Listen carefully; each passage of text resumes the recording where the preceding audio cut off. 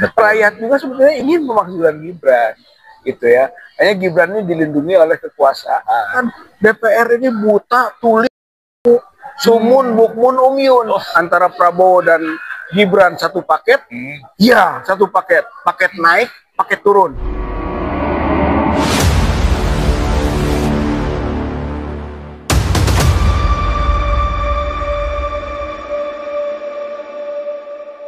Assalamualaikum warahmatullahi wabarakatuh. Waalaikumsalam warahmatullahi wabarakatuh. Pemirsa dimanapun Anda berada, kita kembali jumpa dengan sosok yang sudah tidak asing lagi, Kang Rizal. Siap, Pak Dur. Nama lengkapnya itu Rizal Fadila, pemerhati politik dan kebangsaan. Keren sekali, karena tiap pagi tulisan-tulisannya selalu menghiasi media sosial.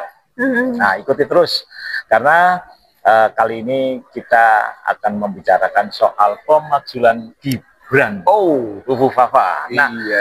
Jangan lupa ini tayang di sejumlah channel. Mantap. Ada Polpole TV, iya. ada Atos Sastro, ada Jejak Sang Pejuang, ada Mimbar Bebas, ada Nol Demokrasi, ada Petugas Rakyat Official, ada Suara Buruh Official. Siap. Nah, banyak sekali nih akan kita tayangkan di sejumlah channel yang tadi saya. Alhamdulillah. Apa kabar Kang Rizal? Baik, Kang Tur. Jauh-jauh dari Bandung nih. Iya, untuk perjuangan ya nggak jauh lah. Perjuangan. Katanya mau pindah ke Jakarta. Kagak. Gampang Kang Rizal. Gimana? Pramuka gampang, cetak KTP-nya. Berapa? 75. Komplit. Parah itu. Parah ya. Baik Kang Rizal, barusan kan kita kumpul-kumpul dengan para purnawirawan prajurit TNI ya, sekaitan dengan mereka menanggapi soal diabaikannya surat mereka oleh Puan Maharani atau oleh anggota Dewan. Tapi sebenarnya kalau misalkan menurut saya ya, pribadi, itu sebenarnya sebuah pelecehan. Oh iya. Ya, nah saya tidak tahu bagaimana komentar dari Kang Rizal. Oh iya, jelas. Ini kan jenderal-jenderal ya. Jadi, dan kita semua tahu old soldier never die. Gitu kan. Jadi, soldier tua itu nggak pernah mati. Ini bukti kan. Gitu. Dan mereka adalah prajurit. Mereka tuh prajurit pejuang. Soldier of fortune. Soldier of fortune. Belum dapat fortune. Belum dapat fortune. Yang di sana beribu-ribu fortune. Nah, artinya kita mensupport gitu ya, bahwa apa yang menjadi misi perjuangan para purnawirawan ini yang dideklarasikan 17 April yang lalu, saya kira itu strategis dan itu aspiratif gitu kan. Jadi para purnawirawan ini menangkap sebenarnya apa yang mau rakyat gitu kan, kemudian dia narasikan dengan 8 poin itu. Ya salah satunya adalah pemakzulan Gibran. Rakyat juga sebetulnya ingin pemakzulan Gibran, gitu ya. Hanya Gibran ini dilindungi oleh kekuasaan, gitu ya. Jadi negara kita ini masih negara kekuasaan, gitu. Dia melindungi walaupun salah, walaupun tidak pantas, walaupun tidak layak, gitu kan. Itu kekuatan negara. Sedangkan yang semua kita bangun adalah civil society, di masyarakat madani, rakyat yang kuat bisa mengimbangi negara. Saya kira peran purnawirawan di sini juga membantu civil society. Dan kita sebagai orang yang berada di kelompok sipil juga bersinergi dengan purnawirawan untuk membangun tadi civil society. Saya kira itu. Dan agenda yang terdekat adalah maksudkan Gibran. Setuju gitu. Karena Gibran ini saya bilang ada 4 cacat dia.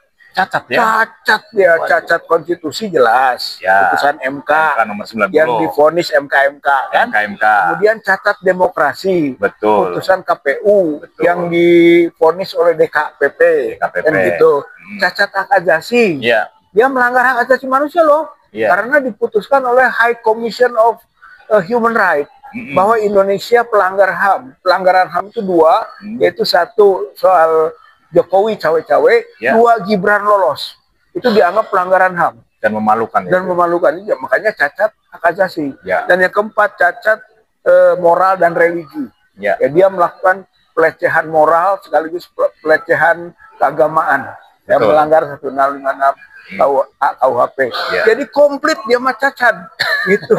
Kemudian wadah konstitusional itu bisa dipakai itu untuk memakzulkan. Tinggal kemauan politik sebenarnya anggota dewan, anggota MPR di sini yang perlu kita tekan itu. Iya, jadi saya ingat waktu itu guyonannya Abdurrahman Wahid ya, yang soal anggota dewan itu seperti anak TK.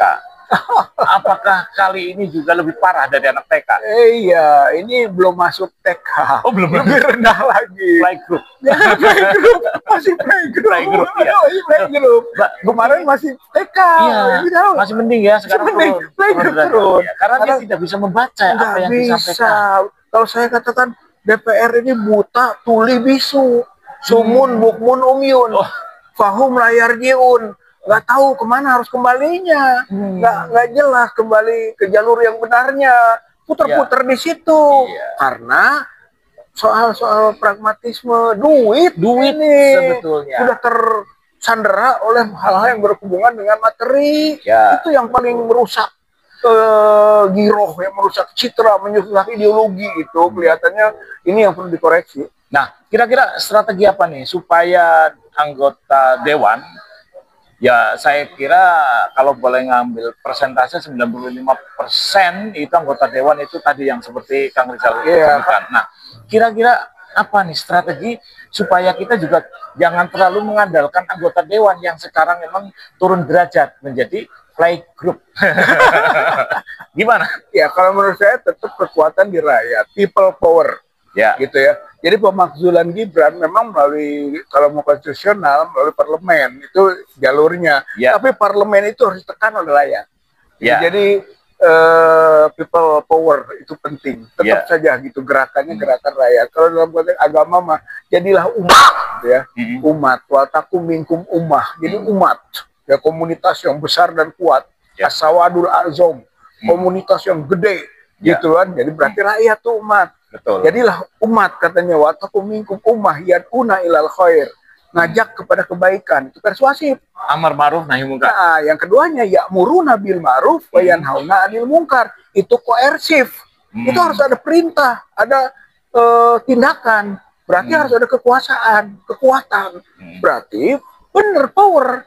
Jadi power. Ulaika humul mu'minun. Mereka lah ulaika humul muflihun. Mereka lah orang yang menang. Jadi kalau mau menang, di samping persuasif, juga koersif. Jadi penggalangan kekuatan. Gitu sebetulnya. Jadi caranya gimana? Rakyat harus kita galang supaya kuat.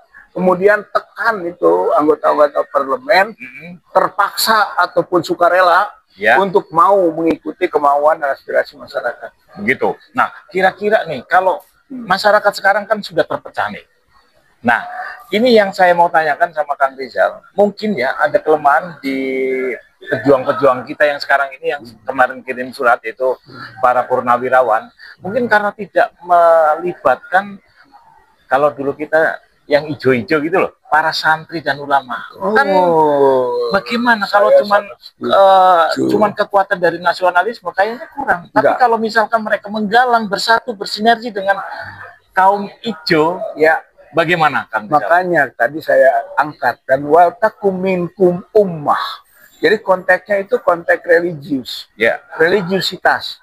Berarti umat itu adalah kelompok-kelompok beragama.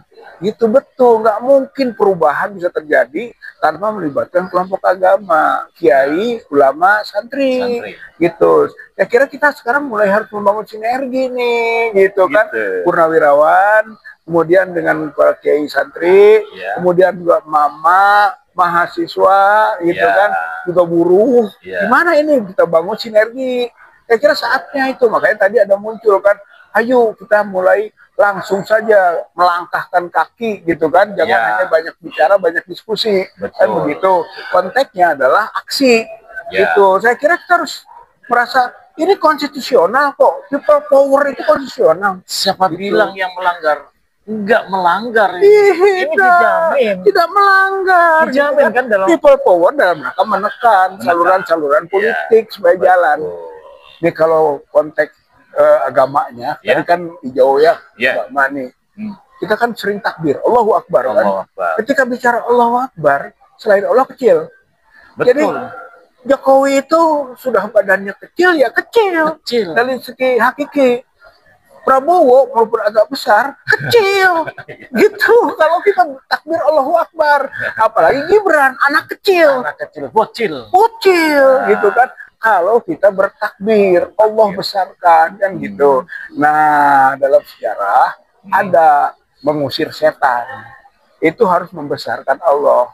Iya, lempar jumroh. Lempar jumroh. Bismillah, Allahu Akbar. Nah, setan kecil. Betul. Berarti harus ada gerakan intifada.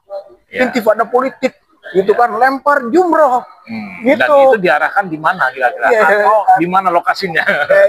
Itu kan ada di sana, ada Ula, ada Wusto, ada Kobah kan kalau mau melempar jumroh kan. Berarti ada lokasi. Lokasinya bisa DPR, istana, bisa MPR, bisa istana, gitu kan, bisa lembaga-lembaga strategis lain yang bisa kita upayakan untuk bangun, tidur, gitu kan. Betul. Jadi coba begini, orang yang mendukung kezaliman itu setan, banyak omong, namanya asaiton anatik, gitu ya, setan banyak omong, itu pendukung kezaliman. Tapi kalau yang zalim kita diam saja melihat kezaliman, itu setan bisu, syaiton akhros, itu ya, syaiton al-akhros, setan bisu. Nah, sebenarnya orang zalim dan membiarkan kezaliman setan-setan. Iya, itu yang dilempar gitu kan dengan jumroh tadi batu. Nah, ini untuk penutup nih, karena kita dibatasin waktu ya, Kang. Nah, tadi yang saya kurang memang belum dilibatkannya para kaum santri, ulama, dan kaum hijau lah.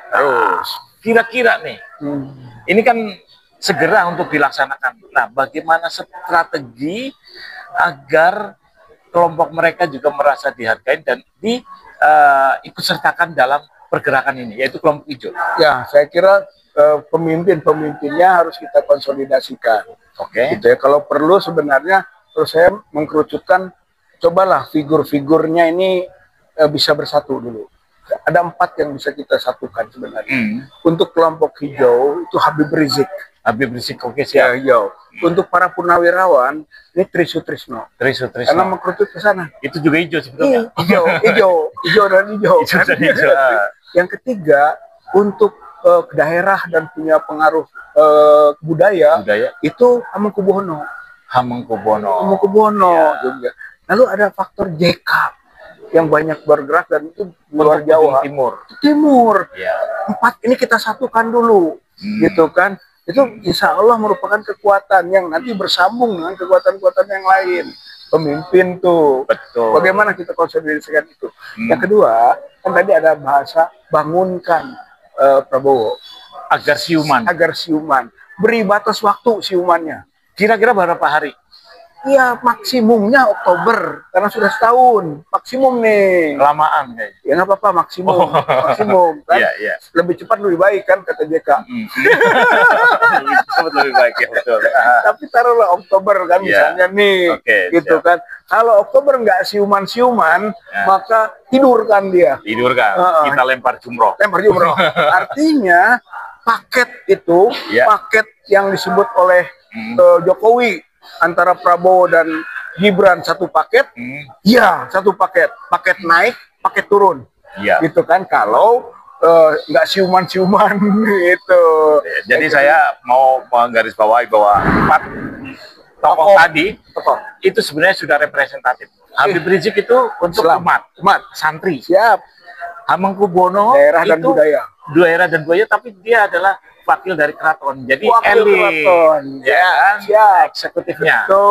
Trisutrisno purnawirawan hijau, tentara, prajurit. Nah, kalau JK adalah luar Jawa dan mantan, tapi dia adalah pengusaha. Jadi cocok ini, sinergi nih. Bagaimana ini, Kang? Ya, saya kira harus melakukan pendekatan ke 4 tokoh itu, kemudian harus ada pertemuan. Kemudian mengagendakan bahwa kalau 4 tokoh ini bisa bersatu, membuat sinyal-sinyal insya Allah gitu kan akan ada gerakan yang disebut tadi masyarakat yang mendukung, mensupport dan bergerak akhirnya bangun, dan nanti juga dengan sendirinya juga Prabowo bangun. Tapi kalau nggak mau bangun juga sudah begitu, ya tadi tidurkan saja. Baik pemirsa, jadi kita mulai hari ini kita harus punya semangat yang baru nih, ya kan? Karena kita sebetulnya sejatinya sebagai rakyat Indonesia sudah dilecehkan oleh yang namanya anggota dewan karena tidak dibacakannya surat yang dikirim oleh para prajurit purnawirawan TNI yang kemarin dan saya tidak percaya bahwa Puan Maharani atau yang lain-lain itu tidak menerima itu ya. Sudah menerima. Jadi alangkah baiknya seperti yang diusulkan oleh Kang Rizal, ada kekuatan yang harus bisa membangunkan agar Prabowo, agar DPR bangun dan siuman. Kalau tidak juga bangun dan tidak siuman, kita tidurkan. Ya. Baik, itu saja barangkali ya. Oke. Barangkali itu saja. Wabillahi taufik walhidayah. Wassalamualaikum warahmatullahi wabarakatuh. Waalaikumsalam warahmatullahi wabarakatuh. Ya, mantap.